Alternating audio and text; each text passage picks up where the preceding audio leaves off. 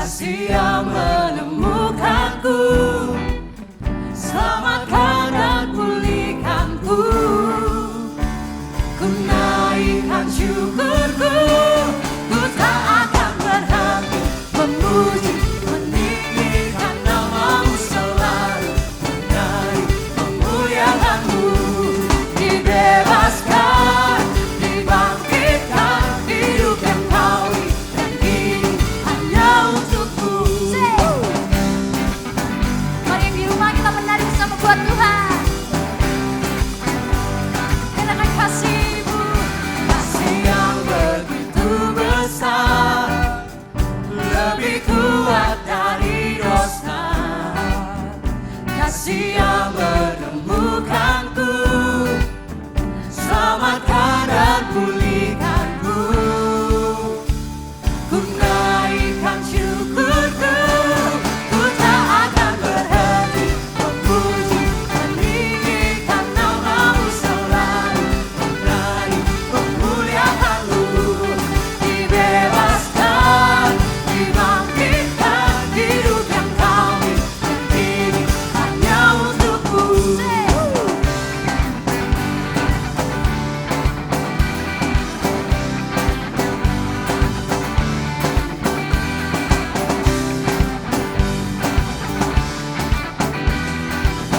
sama katakan ku naikkan syukur. Naikkan syukurku, naikkan syukurku. Hey! Ku tak akan berhenti memuji, meninggikan namamu selalu, menari memuliakanmu. Dibebaskan, dibangkitkan, hidup yang kau dan ini hanya untukku. Takkan berhenti meninggikan namamu. Dibebaskan, dibangkitkan, hidup yang kau dan ini hanya untukku. Hidup yang kau dan ini hanya untukku. Bikin sorak-sorai bagi Tuhan kita. Tuhan Tuhan. Mari kita lebih lagi memuji Tuhan.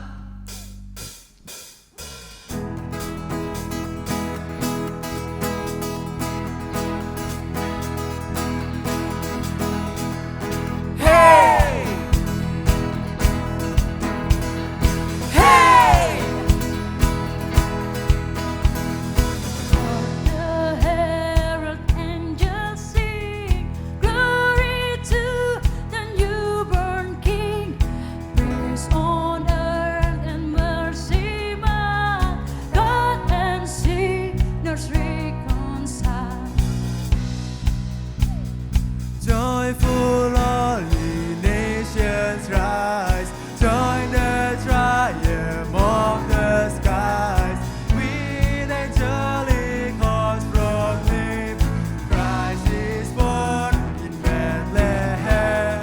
How the herald angels sing, glory to the newborn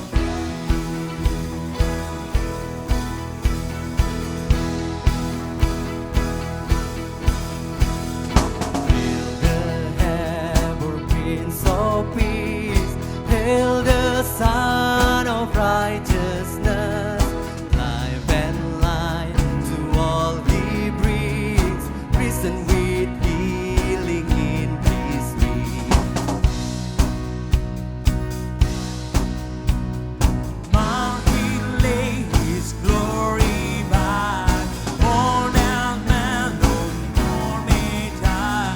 Born to rise the sons of earth, born to give our second birth. Heart the herald angels sing, glory to the newborn King. King of heaven comes down, King of heaven come now. Let your glory reign, shining light a day. King of heaven come.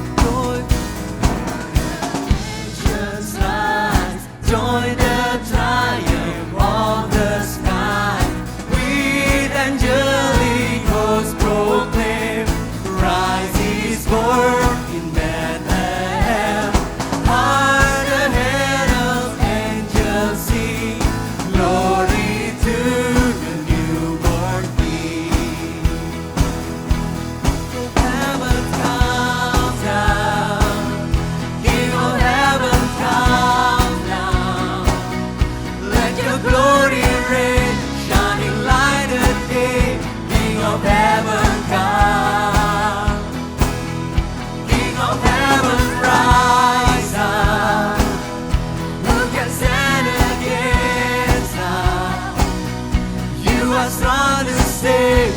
In your mighty name, King of heaven, come.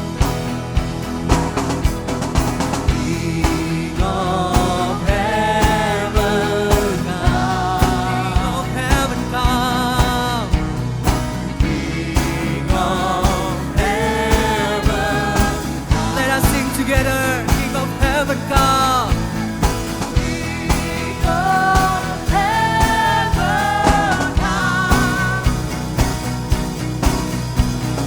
King of heaven, come. King of heaven comes down. King of heaven, come now. Let your glory reign, shining light and day. King of heaven, come. King of heaven, rise up. Who can stand against us? You are strong to save. In your mighty name, King of heaven, come. Hallelujah. We praise you. We praise you, Jesus. Yes, Lord. Yes, Lord. Jesus. Jesus. Kami siapkan hati kami, Tuhan, untuk datang menyembah-Mu, memuliakan Engkau. Yes, Lord.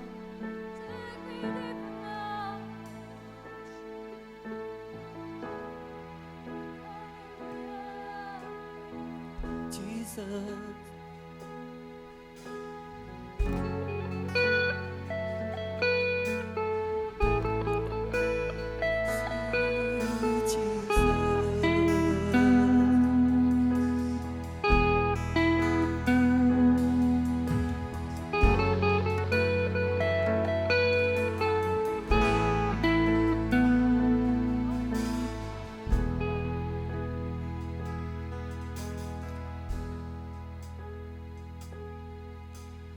Alam semesta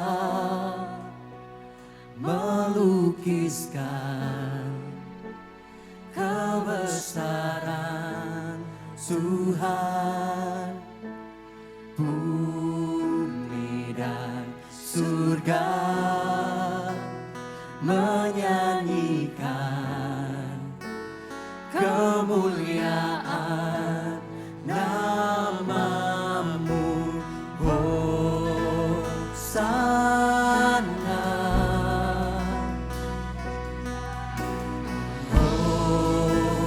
Hosana,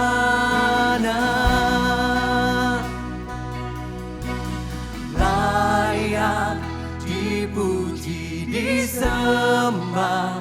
Kaulah yang bertata dulu, sekarang dan selamanya, Raja atas segala raja. Nama-Mu besar termulia.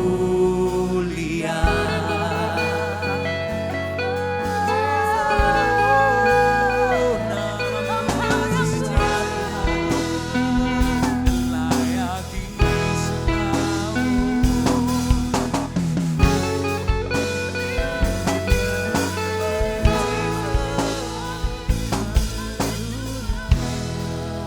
Alam semesta melukiskan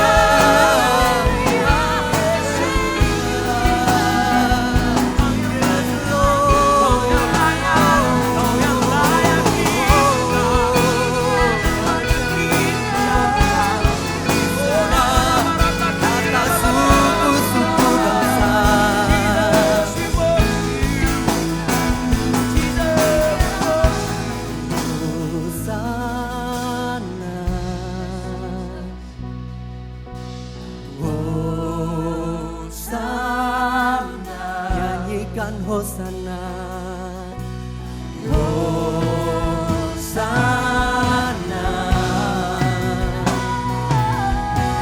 Hosana,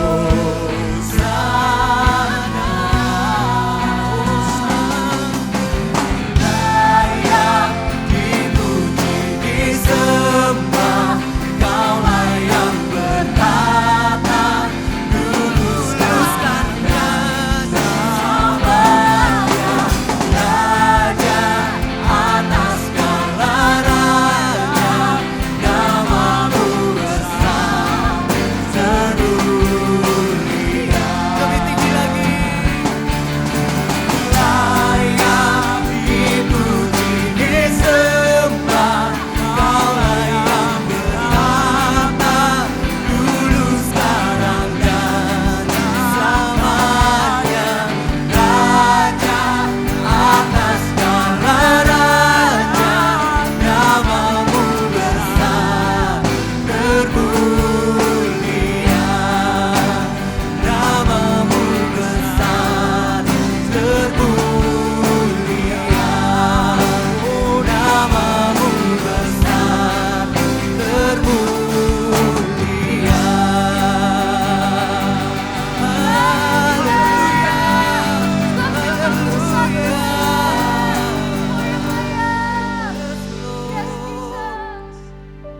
Yes, Jesus. Yes God.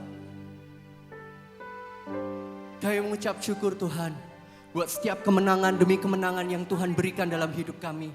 Sebab Kau Allah yang layak dipuji, ditinggikan, dan disembah oleh setiap kami Tuhan. Tuhan, jika sebentar kami mau mendengarkan kebenaran firman-Mu Tuhan. Urapi hati kami, urapi telinga kami Tuhan. Sehingga kami boleh menerima kebenaran firman-Mu. Dan setiap kebenaran firman-Mu itu boleh berakar kuat dalam kehidupan kami. Bertumbuh dan berbuah untuk kemuliaan nama Tuhan. Terima kasih Tuhan. Kami sambut firman-Mu dengan penuh antusias di dalam nama Yesus. Yang siap mendengarkan firman Tuhan sama-sama katakan amin. Shalom anak muda, apa kabar kalian hari ini? Saya percaya kalian baik-baik dalam perlindungan Tuhan ya. Mari kita berdoa terlebih dahulu sebelum kita belajar firman Tuhan pada kesempatan kali ini. Kita berdoa sama-sama. Terima kasih Tuhan, kami menyerahkan hidup masa muda kami ke dalam tangan-Mu dan bangun hidup kami dengan firman-Mu, karena kami tahu Tuhan orang-orang muda adalah orang-orang yang kuat di dalam Engkau, dan kami percaya kami kuat oleh karena firman-Mu itu ada di dalam diri kami. Terima kasih, bangun hidup kami sesuai dengan firman-Mu hari ini Tuhan. Tanamkan nilai-nilai kerajaan Allah untuk kami semuanya. Di dalam nama Tuhan kami Yesus Kristus kami berdoa. Haleluya. Amin. Nah, pada kesempatan ini kita akan belajar sama-sama ya tentang kuasa perkataan. Nah, saya mau kasih judul khotbah pada hari ini adalah lidahku, masa depanku. Ya, kita lihat sama-sama apa yang Alkitab katakan tentang pentingnya perkataan. Buka sama-sama di Amsal pasal pertama, ya. Amsal 1 ayat 1 sampai yang ke-7. Kita akan lihat kitab Amsal pada kesempatan kali ini. Oke, semuanya sudah ketemu ya? Amsal 1 ayat 1 sampai 7. Apakah Amsal? Amsal itu adalah kata-kata hikmat. Ya, dan ini penting sekali. Dari mana muncul kata-kata hikmat? Kita akan lihat di sini. Amsal Salomo bin Daud, Raja Israel. Untuk mengetahui hikmat dan didikan. Untuk mengerti kata-kata yang bermakna. Kalau dikatakan ada kata-kata yang bermakna, berarti ada kata-kata yang tidak bermakna. Nah, di sini letak masalahnya. Apakah kata-kata kita adalah kata-kata yang bermakna, ataukah kata-kata yang sering keluar dari lidah bibir kita adalah kata-kata yang tidak bermakna, kata-kata yang negatif, kata-kata yang mungkin mencederai, ya, atau merusak orang lain, atau menyinggung orang lain. Yang mana? Apakah kata-kata kita adalah kata-kata yang bermakna, yang membangun orang lain, memberkati orang lain, mensupport orang lain, mendukung orang lain? Yang mana? Nah, penting untuk kita memilih dan menentukan apa yang keluar dari lidah bibir kita semuanya. Masih ingat nggak kalian? Ada sebuah cerita dalam perjanjian lama. Ya, bagaimana Musa memimpin bangsa Israel keluar dari Mesir pada satu event, satu kejadian di mana Musa sangat-sangat dongkol hatinya, ya, dia jengkel sekali dengan orang-orang Israel yang tegar tengkuk ini, dan kemudian Musa berkata seperti ini, ya, kurang apa Tuhan memimpin kalian keluar dari tanah Mesir? Ya, mereka minta air untuk minum, merengek-rengek, dan Musa marah sama mereka. Ya, padahal Tuhan cuma ngomong apa? Katakan kepada gunung batu itu. Tapi karena emosinya, Musa mengatakan sesuatu. Kata-kata, saudara. Dan kata-kata inilah yang berakibat sesuatu bahwa Musa akhirnya tidak diperkenankan masuk ke tanah perjanjian. Musa tidak hanya berkata kepada gunung batu itu, tapi Musa kemudian mengambil tongkatnya dan memukulkannya ke gunung batu itu, tetapi Musa berkata-kata. Nah ini, Musa mengeluarkan kata-kata yang tidak baik atau tidak senonoh kepada orang Israel. Dan karena itulah Musa sebetulnya sama dengan tidak menghormati Allah itu sendiri. Coba kita lihat sama-sama ya, bagaimana cerita ini terjadi. Bilangan pasal 20. Mari kita lihat sebelum kita kembali kitab Amsal ya. Bilangan pasal ke-20 ayat yang ke-10. Mari kita lihat sama-sama. Ya, sampai ayat yang ke-12. Bilangan pasal ke-20 ayat 10 sampai 12. Ketika Musa dan Harun telah mengumpulkan jemaah itu di depan bukit batu itu, berkatalah ia kepada mereka, dengarlah kepadaku, hai orang-orang durhaka, apakah kami harus mengeluarkan air bagimu dari bukit batu ini? Sesudah itu Musa mengangkat tangannya, lalu memukul bukit batu itu dengan tongkatnya 2 kali. Maka keluarlah banyak air, sehingga umat itu dan ternak mereka dapat minum. Tetapi Tuhan berfirman kepada Musa dan Harun, karena kamu tidak percaya kepadaku dan tidak menghormati kekudusanku di depan mata orang Israel, itulah sebabnya kamu tidak akan membawa jemaah ini masuk ke negeri yang akan kuberikan kepada mereka. Itulah mata air Meriba, tempat orang Israel bertengkar dengan Tuhan, dan ia menunjukkan kekudusannya di antara mereka. Apa masalahnya di sini? Musa cuma ngomong, hai engkau keturunan orang durhaka. Saudara, mari kita belajar sedikit ya, anak-anak muda ya. Dalam bahasa aslinya, Musa sebetulnya memakai kata hamoreh. Apa artinya hamoreh itu? Hamoreh itu adalah sebuah kata-kata kutukan sebetulnya. Ya, di dalam kejengkelannya, di dalam kemarahannya, Musa sadar tidak sadar mengeluarkan suatu kata-kata yang mengutuki orang Israel. Dengan kata-kata hamore, itu adalah kata-kata kutukan ya, yang dampaknya itu bisa sampai, dalam tanda kutip ya, bisa sampai membunuh masa depan. Ini kata-kata yang cukup keras dan sangat keras. Dan seyogianya itu tidak keluar dari mulut seorang nabi Allah, orang pilihan Allah. Tetapi mengapa Musa sampai mengeluarkan kata-kata itu? Karena kejengkelannya menghadapi orang-orang Israel.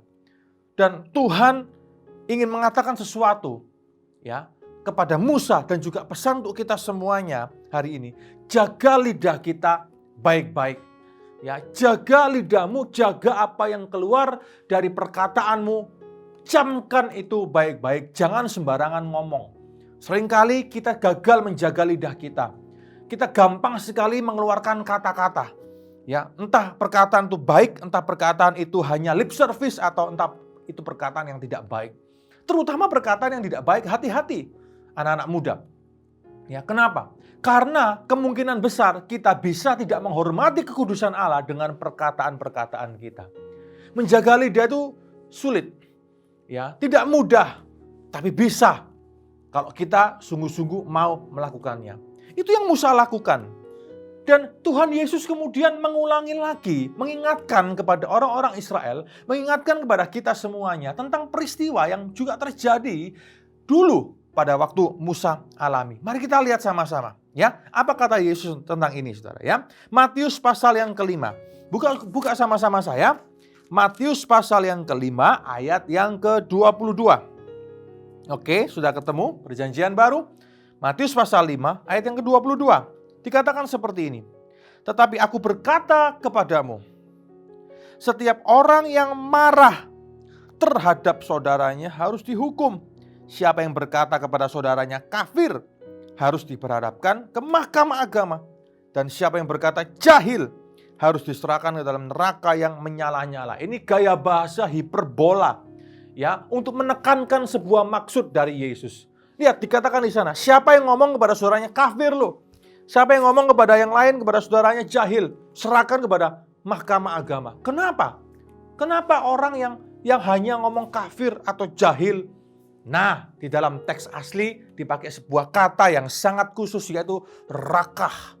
Dan raka ini punya makna yang similar, ya, atau hampir sama dengan kata hamoreh tadi, saudara. Ya, ini bukan hanya ngomong kepada seseorang kafir lu atau ngomong kepada seorang jahil. Ya, mungkin dalam bahasa Indonesia kata-kata itu tidak terlalu keras artinya, ya. Tapi di dalam konteks aslinya, kata-kata ini adalah kata-kata kutukan, kata-kata yang diucapkan untuk mengutuki seseorang dengan maksud untuk membunuh masa depannya. Dan itu dampaknya sangat serius sekali. Maka dari itu perhatikan betapa Yesus sangat menyoroti hal ini dalam ayat ke-22 ini. Siapa yang berkata seperti itu artinya dia ingin membunuh saudaranya sendiri. Dia ingin menghancurkan masa depan orang yang lain. Dan kata-kata rakah ini, itu layak untuk dihukum. Apa itu? Itu yang Yesus katakan. Ya. Nah, perhatikan kata-katamu. Apa yang kau ucapkan waktu engkau di rumah? Apa yang kau ucapkan kepada adikmu? Apa yang kau ucapkan kepada kakakmu? Kata-kata yang baik, sopan, atau kata-kata yang tidak baik? Ya, kata-kata mungkin bukan kutukan, tapi kata-kata yang tidak senonoh, kata-kata yang kurang baik. Ya. Apa yang kau katakan kepada papa mamamu? Apakah ketika papa mamamu memberitahukan kau sesuatu, menasihatimu, dan mungkin kalian gak terima, lalu kalian pun ngomong sesuatu yang seharusnya tidak boleh diucapkan kepada orang tua? Ya, apa yang kau ucapkan kepada opa atau omamu yang mungkin kebetulan tinggal satu rumah denganmu? Seringkali mungkin ada yang jengkel dengan opa omanya, lalu mungkin ngomong sesuatu yang kemudian menyakiti hati opa dan omanya. Apa yang kalian ucapkan dengan lidah bibir kalian kepada teman-teman kalian? Berapa banyak orang bullying teman-temannya? Kalau kalian lihat punya teman atau punya saudara yang punya kebutuhan khusus contohnya, jangan bully dia. Anak Tuhan tidak boleh keluarkan kata-kata bullying atau body shaming kepada teman-temannya atau kepada orang lain siapapun juga. Jangan katakan kepada orang gendut. Ya, jangan katakan kepada orang lain sesuatu kata-kata yang seperti itu, ya, yang bisa meruntuhkan atau menghancurkan citra dirinya. Hati-hati anak-anak muda, anak-anak Tuhan, jemaat next gen, teens, youth, ya, kids dari jemaat Maurai Sharon juga tidak boleh ngomong seperti itu kepada orang lain. Jangan bullying, karena bullying tidak pernah Tuhan ajarkan, tidak pernah ada di Alkitab kita, saudara. Ya, ungkapkan kata-kata yang baik, yang positif. Kalau kalian punya saudara, kalau kalian punya teman yang punya kebutuhan khusus mungkin, support dia dengan kata-kata yang baik, dengan kata-kata yang manis, support, dukung. Kamu pinter, kamu hebat. Karena itu akan membuat dia percaya diri. Ucapkan kata-kata yang membangun. Jangan ucapkan kata-kata yang menghina. Jangan ucapkan kata-kata yang tidak baik. Kenapa? Karena itu nanti bisa selevel, ya, dampaknya dengan kata rakah atau hamoreh yang tadi sudah saya jelaskan. Hati-hati ya anak muda ya, dengan perkataanmu juga engkau sebetulnya akan dinilai. Ya, perkataanmu harus menjadi contoh bagi semua orang. Lidah bibirmu, apa yang keluar daripadamu itu menunjukkan siapa engkau sebetulnya. Jangan pernah bullying orang. Jangan pernah body shaming orang. Saudara, ya, hormati sesamamu, hormati. Apalagi kalau itu orang yang lebih tua. Jangan sampai ucapkan kata-kata yang kasar. Jangan ucapkan kata-kata yang menyakitkan hati. Kepada saudara, kepada adikmu mungkin, kepada kakak, kepada siapapun juga. Ya, ucapkan kata-kata yang baik. Kata-kata yang bermakna, kata kitab Amsal. Ya, hindari kata-kata yang tidak bermakna. Tapi kata-kata yang bermakna itu harus penuh di lidah bibir kita. Mari kita kembali ke kitab Amsal pasal pertama tadi. Oke? Lihat ya. Amsal-amsal ini untuk mengetahui hikmat dan didikan. Jadi Amsal itu mengajarkan kita untuk kita memiliki hikmat. Dan untuk mengerti kata-kata yang bermakna. Jadi orang tuh kalau mengatakan sesuatu tuh semuanya sebetulnya keluar dari mana? Dari hikmat dari ini. Ya, hikmat di kepala dan hikmat di hati timbul lewat perkataan. Masalahnya adalah apa yang ada di hatimu, apa yang ada di isi kepalamu. Kalau tidak ada sesuatu yang baik, maka yang keluar tidak akan bermakna. Tapi kalau hikmat itu penuh di dalam pikiranmu, hikmat Allah itu penuh di dalam hatimu, maka kata-kata yang bermakna itu akan keluar melalui lidah bibirmu. Ayat 3, perhatikan. Untuk menerima didikan yang menjadikan pandai, serta kebenaran, keadilan, kejujuran. Perhatikan di sini. Ya, Amsal ini berguna untuk apa? Menjadikan kita menerima didikan, menjadikan kita pandai. Orang yang dididik, orang yang pandai, itu pasti ngomongnya berbeda dari orang-orang yang tidak pernah dididik. Kalau kalian adalah orang-orang yang dididik dengan baik di keluarga, di sekolah, di gereja, pastilah perbendaharaan kalimat kalian pasti juga baik. Ya, kepada sesama, kepada semuanya. Kadang kita ketemu dengan teman yang agak menjengkelkan kita. Tapi itu bukan sebuah alasan untuk kita mengucapkan kata-kata yang tidak baik. Kata-kata yang melecehkan, kata-kata yang menyerang, kata-kata yang menghina teman kita itu. Apalagi kalau dia mungkin, sekali lagi ya, dia mungkin punya kebutuhan khusus. Justru orang-orang seperti itu harus didukung, ya, dikasihi, diterima, supaya dia menjadi lebih baik lagi. Amin. Oke, perhatikan ya. Apalagi dikatakan di sana, serta kebenaran, keadilan, dan kejujuran. Lihat, nilai-nilai ini kalau penuh dalam hati seseorang akan menjadi hikmat di dalam hidupnya. Dan kalau orang itu penuh dengan kebenaran, keadilan, kejujuran, nilai-nilai kerajaan Allah semacam ini penuh di dalam hatinya, hikmat pikirannya, maka niscaya apa yang keluar dari lidah bibirnya itu sesuatu yang membangun, bukan sesuatu yang menghancurkan. Sesuatu yang membuat orang itu senang dekat dengan dia. Ya, aku senang dekat dengan orang ini. Kenapa? Kata-katanya itu loh, kalimat-kalimatnya itu selalu membawa sesuatu yang baik, sesuatu yang membuat damai sejahtera, yang mencerahkan, membangun. Orang tuh senang dekat dengan kita. Kenapa? Karena apa yang ada di dalam hati kita, ya, hikmat-hikmat itu semuanya akan muncul lewat perkataan kita. Demikian pula sebaliknya. Kalau orang diisi dengan kejahatan, hikmat hatinya diisi dengan tipuan, hikmat hatinya diisi dengan semua rencana-rencana kejahatan, dan semua hal yang negatif, kepahitan dan semuanya itu akan tertimbul keluar dari lidah bibirnya, dari omongannya. Dan hindari orang-orang seperti itu. Kenapa? Karena orang-orang seperti itu, percaya atau tidak saudara, saya pakai tanda kutip ya, bisa meracuni kalian.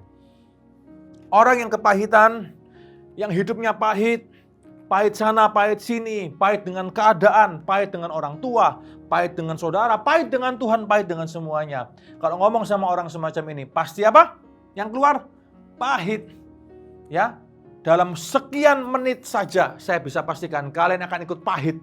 Tiba-tiba nggak ada angin, nggak ada hujan. Loh, kok aku jadi benci sama Tuhan ya? Kok aku jadi benci sama keadaan ya? Iya ya betul ya. Kok aku jadi benci sama orang tuaku ya? Apalagi kalau misal kalian mengalami masalah yang mungkin hampir sama dengan orang itu. Oh, itu langsung cepat nyautnya. Hati-hati ya. Ya, pergaulan yang buruk merusak kebiasaan yang baik, itu kata firman Tuhan. Pilih-pilih ya. Kalau untuk teman ya, sahabat, pilih-pilih. Ya, saudara ya. Nah, untuk memberikan apa ayat 4? Untuk memberikan kepadamu kecerdasan kepada orang yang tidak berpengalaman dan pengetahuan serta kebijaksanaan kepada orang muda. Amsal-amsal firman Tuhan itu akan memberikan kepadamu kecerdasan, akan memberikanmu kepengetahuan dan kebijaksanaan. Ya, orang yang bijaksana, orang yang penuh dengan ilmu, orang yang penuh dengan kecerdasan bisa ngatur lidah bibirnya. Apa yang perlu diucapkan, apa yang tidak perlu diucapkan. Oke. Kapan timingnya? Ya, kalau itu perlu disampaikan, kapan timingnya? Bagaimana merangkai kata-kata yang baik? Karena orang yang punya kecerdasan, punya pengetahuan, punya kebijaksanaan, nggak akan ngawur ngomongnya. Ya, remnya blong kalau ngomong. Apapun yang ada di dalam hati, baik buruk semuanya ditumpahkan keluar tanpa tedeng aling-aling. Itu pun salah, hati-hati, tidak boleh semacam itu. Kalau itu dibiarkan terus-menerus, semenjak masih muda, nanti akan menuai badai di akhirnya nanti. Ya, kalau kalian lebih dewasa, ya itu akan terjadi badai di sana. Hati-hati. Hati-hati dengan lidah bibirmu. Ya, belajar untuk mengekang lidah. Karena itu sesuatu yang sulit, saudara. Ya, belajar untuk tahu apa yang perlu untuk diucapkan, apa yang mungkin belum waktunya diucapkan, apa yang mungkin sebaiknya tidak perlu diucapkan. Kita semuanya masih belajar sampai hari ini. Ya, dan saya tahu tidak mudah untuk anak-anak muda dalam usia kalian. Ya, kalian punya dinamika yang meletup-letup ya, dinamis begitu ya, ingin mengekspresikan diri. Ya, ingin ngomong tanpa batasan, ingin semuanya dikeluarkan. Tapi kadangkala di situ juga lah sumber atau potensi dari konflik dan masalah dalam kehidupan. Ya, belajar. Dalam pelayanan juga belajar untuk mengeluarkan kata-kata yang baik kepada sesama. Belajar untuk memanage segala sesuatunya. Ya, hubungan kalian dengan sesama rekan pelayanan juga. Kita lanjut ya. Ayat yang kelima. Baiklah orang bijak mendengar dan menambah ilmu, dan baiklah orang yang berpengertian memperoleh bahan pertimbangan. Nah, lihat ini. Ya, orang bijak mendengar Amsal itu dan menambah ilmu. Amsal firman Tuhan itu menambahkan ilmu dan kebijakan buat kita dan memperoleh bahan pertimbangan. Ini penting. Kenapa? Karena bahan pertimbangan, kebijakan itulah ya yang akan membuat kita bisa mengatur kata-kata kita. Kenapa? Karena dengan perkataanmu kau juga akan dihakimi. Orang kan tahu ya bagaimana kualitasmu itu dari perkataanmu, saudara. Ya. Kualitas orang ini seperti apa sih? Itu gampang sekali ketahuan. Dari apa? Dengarkan perkataannya. Itu adalah pintu pembuka tabir untuk mengetahui siapa orang itu sebetulnya. Nah, mari kita jaga perkataan kita.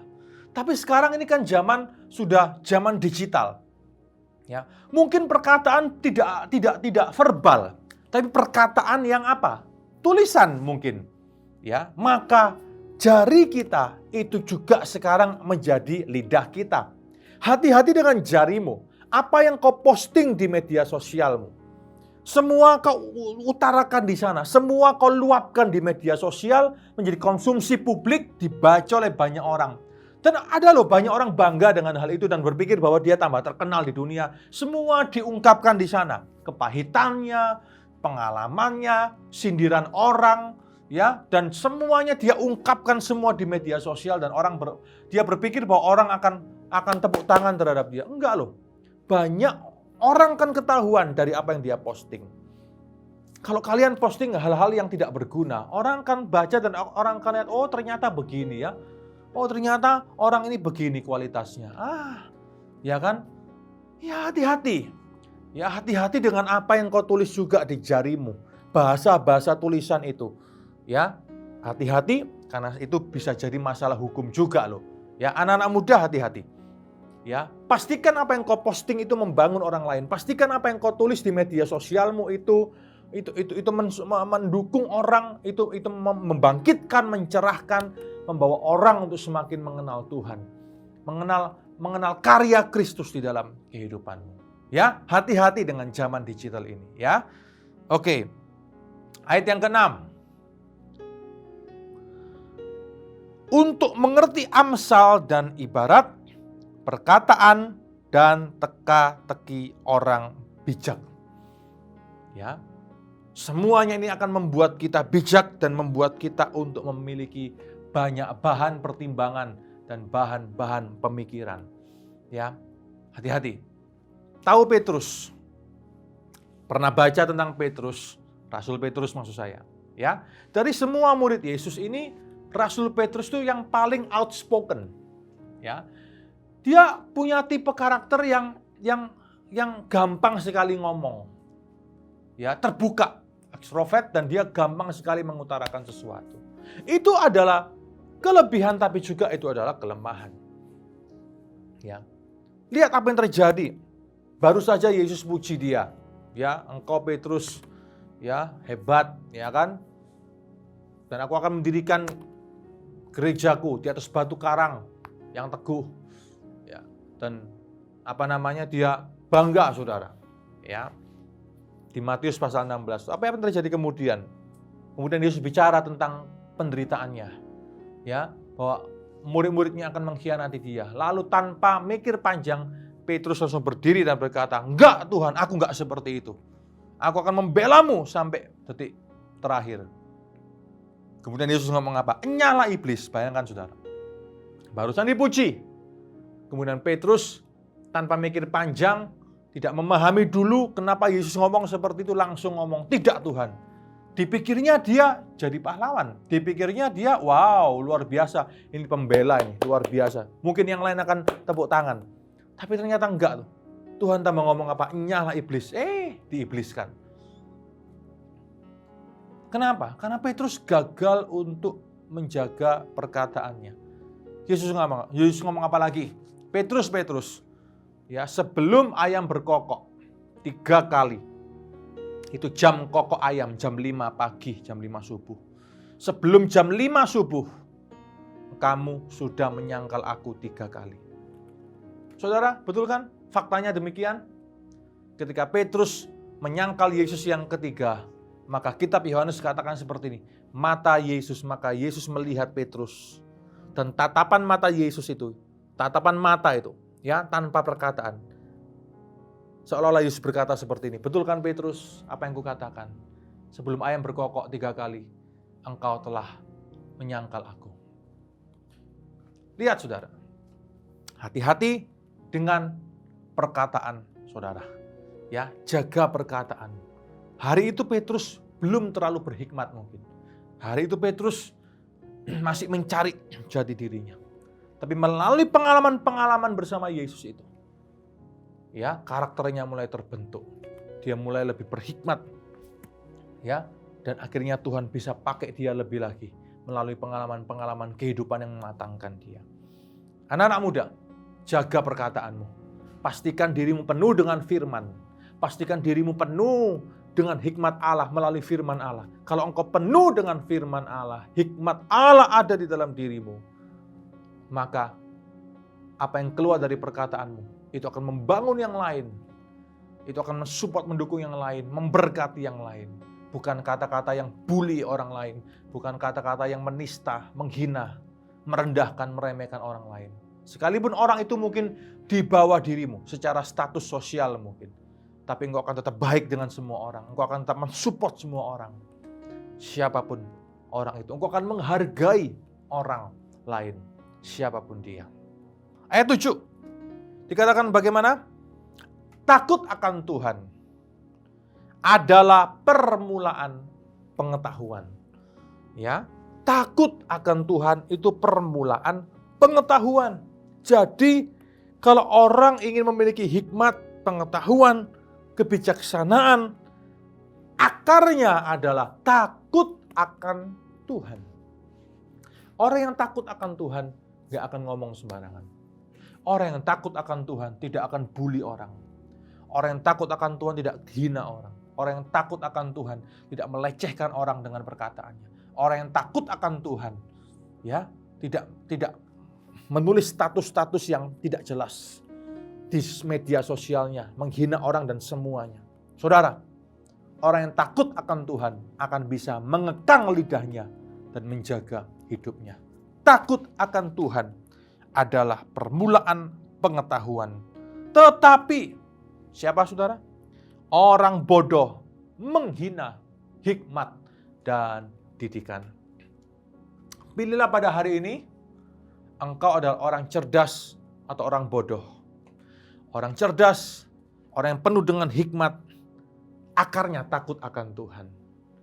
Dia bisa menjaga lidahnya, mengekang perkataannya. Dia tahu kapan waktunya bicara, kapan waktunya diam. Dia tahu apa yang harus dia ucapkan kepada orang lain. Kalau orang bodoh, kata Alkitab, dia menghina hikmat, menghina didikan. Nggak mau dididik. Ya, pengen terserah dia. Semuanya tanpa batasan. Akibatnya dia menuai badai. Kalau engkau menabur angin dengan perkataanmu, engkau akan menuai badai suatu saat nanti. Saudara, hati-hati dengan ini. Ya, hati-hati dengan ini. Hati-hati dengan ini. Tunjuk lidahmu sendiri, mulutmu sendiri, dan katakan, Tuhan, mampukan aku untuk mengekang ini, menjaga ini. Amin, saudara. Ya, biarlah hari ini yang ada dalam ucapan kita adalah ucapan-ucapan manis, ucapan-ucapan firman Tuhan, ucapan-ucapan yang mendukung, ucapan-ucapan yang membangun orang. Hindari dan hindarkan. Mulai hari ini dalam nama Yesus, hindarkan semua kata-kata yang negatif. Dan dari situlah kita akan dikenal sebagai anak-anak Tuhan. Amin. Ya, simple ya. Lakukan ini. Jaga perkataanmu. Karena lidahmu adalah masa depanmu. Karena jarimu yang adalah lidahmu juga adalah masa depanmu. Ayo kita berdoa sama-sama. Haleluya. Tuhan Yesus, terima kasih buat firman-Mu hari ini. Tuhan, simple, mengajarkan kami bagaimana kami harus menjaga lidah kami, menjaga apa yang kami tulis di media sosial, semuanya ya Tuhan. Mohon Tuhan berikan kami kecerdasan, kebijaksanaan, hikmat dalam hati, hikmat dalam pikiran.